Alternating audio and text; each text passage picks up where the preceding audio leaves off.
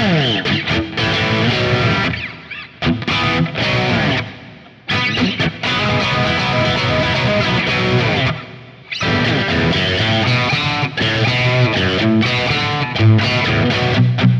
there and welcome to GuitarControl.com. My name is Robert and we are going to be checking out the Steve Miller Band's Rockin' Me. Such a cool, this is a great song I think for kind of like, you know, maybe getting a little bit past beginners, but there's still lots of little interesting things in here that are kind of happening that, you know, beginners can kind of grasp. A lot of muting, kind of your straight up forward blues thing. The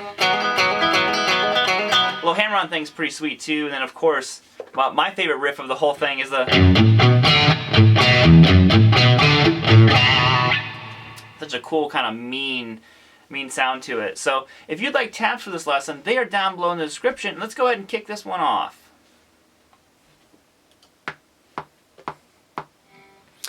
Alright, so let's jump on into this one. This is probably a pretty quick one for you. It starts out with these two power chords. You're doing an A5. Now we're going to be doing the 3-finger version of it. Of course, you're going to play 5th fret on the low E string, 7th fret on the A, and then 7th fret on the D string with your pinky. So you can play it twice, and you kind of slide up into a B5, which is just 7 on the A, and then 9 and 9. So now notice there's a lot of emphasis on these notes where they're kind of sliding out of the chord. So, you know, and then they just simply move down to an E5, which is 7 on the A, 9 on the D, and 9 on the G. And you move up back to that B5. So the sliding out of the chords is a great way to practice kind of resetting your hands. You know, because a lot of times, you know, it's easy to get our hands kind of like, okay, this is the shape, but then when we gotta go, okay.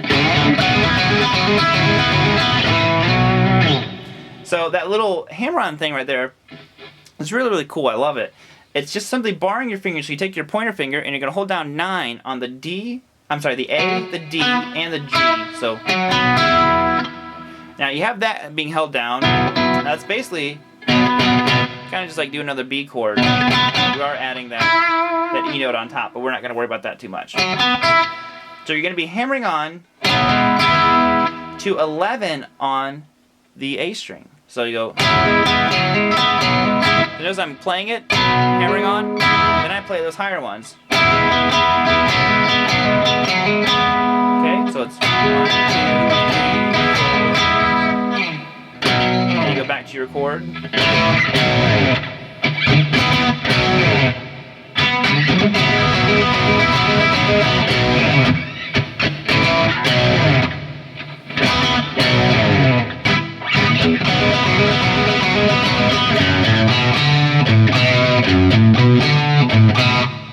Now, of course, they are not using this much distortion.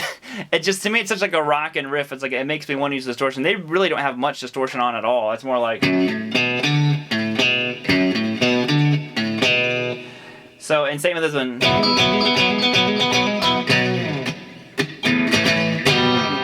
So, once you have those parts kind of down, now this one I know it can be a little bit tricky if you're not familiar with barring your fingers. So I would just make sure that you get these kind of real nice and clean. Then kind of, if you have to break it apart, do them individually. So practice a hammer-on. Like I said, if you're not good at hammer-ons, you know, just kind of break it apart. It doesn't have to always be the whole thing. Just kind of practice like that. You know, then.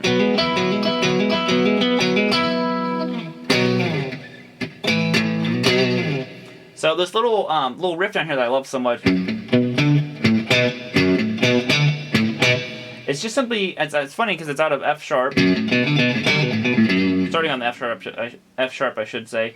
It goes 2 to 5 on the low E, then you go 2 to 5 on the A, and you kind of roll your finger up with your pinky and you get that 5 on the low E again. So then 2 on the A, so.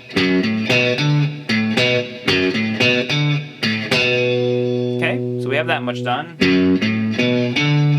Now I am alternate picking this when I play this. You do it twice. Like I said, it's such a cool riff. I like to have that kind of full rock mode happening. Then you're going to come to this nice little palm muted section where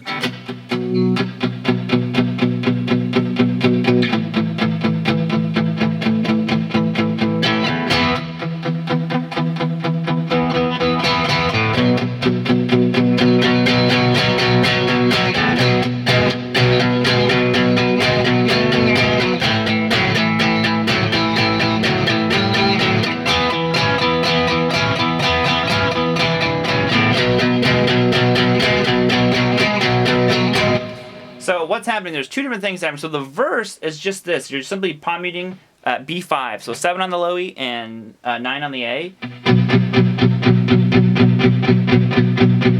You actually do it 16 times. Then you move down to an A5, which is just moving down 2 frets. 16 times. You're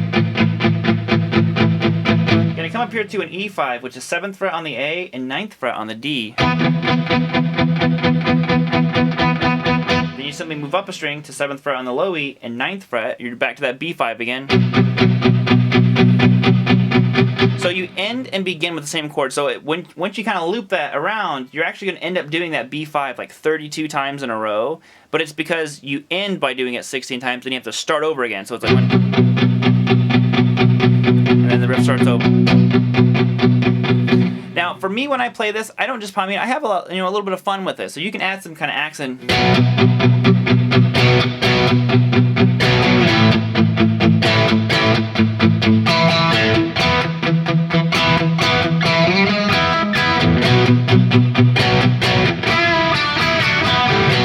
Just have fun with this stuff, because it is kind of like stripped down and a lot happening. Now, when it gets to the chorus, we're entering this kind of like classic blues shuffle. And what we're going to be doing is playing simply 7th fret on the low E and 9 on the A. Then you go to 11 on the A. So then you go back to 7 and 9. So. Now I'm adding this part because they're kind of doing some crazy stuff. It goes 12 on the A and show that 7, and then you go to 11. So then I'm doing the same thing for all of them. I just move down to 5th fret, and you go in 5th, 9th, and then you're gonna go to 9th. So then you go back to the E5.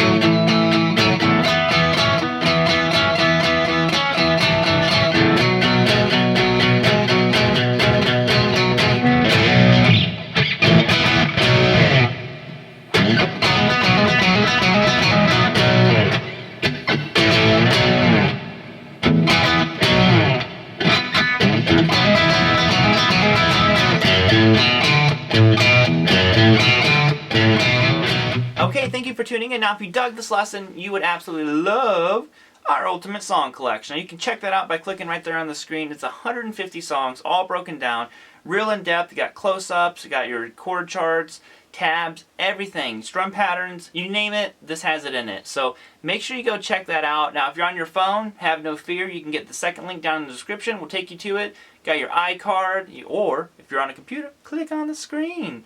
So that is all we have for you here today, and have a great day.